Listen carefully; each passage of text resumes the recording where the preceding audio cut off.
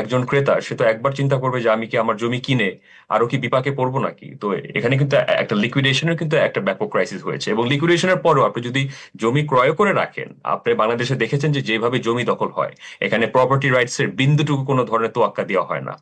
জবরদখলের উপরে ভিত্তি করে আপনার আইনের শাসন যেখানে নেই, সেখানে আপনি মানুষকে কি করে, আমানতকারীকে আপনি কি করে নিরাপত্তা দিবেন। তো এখানে এখানে আসলে শেষমেশ কিন্তু ভুক্তভোগী বলির পাঠা হচ্ছে কিন্তু বাংলাদেশের একদম সাধারণ আমানতকারী, এবং তারা বারবার যুগে যুগে তাদের অর্থ, তাদের আমানতকৃত জমাকৃত অর্থ বারবার লুটপাট করা হচ্ছে। এটা টেন্ডারবাজির মাধ্যমে বলেন, শেয়ার বাজার কেলেঙ্কারি বাজার মাধ্যমে বলেন, বা ব্যাংকিং খাতে আমানতকৃত অর্থের মাধ্যমে বলেন। এই সাধারণ ভুক্তভোগীদের বাঁচানোর যদি সদিচ্ছা আমাদের সরকারের থাকে এবং আমাদের বাংলাদেশ ব্যাংকে যদি সদিচ্ছা থাকে, আমার একটাই, বারবার আমি আবারও দ্বিতীয়বারের মতো আমি আপনাকে আপনার আপনার এই টকশোর মাধ্যমে অনুরোধ জানাচ্ছি। আমরা আমরা সরাসরি স্মারকলিপি দিয়েও আমরা সরাসরি আমরা জানিয়েছি যে ব্যাংকিং খাতে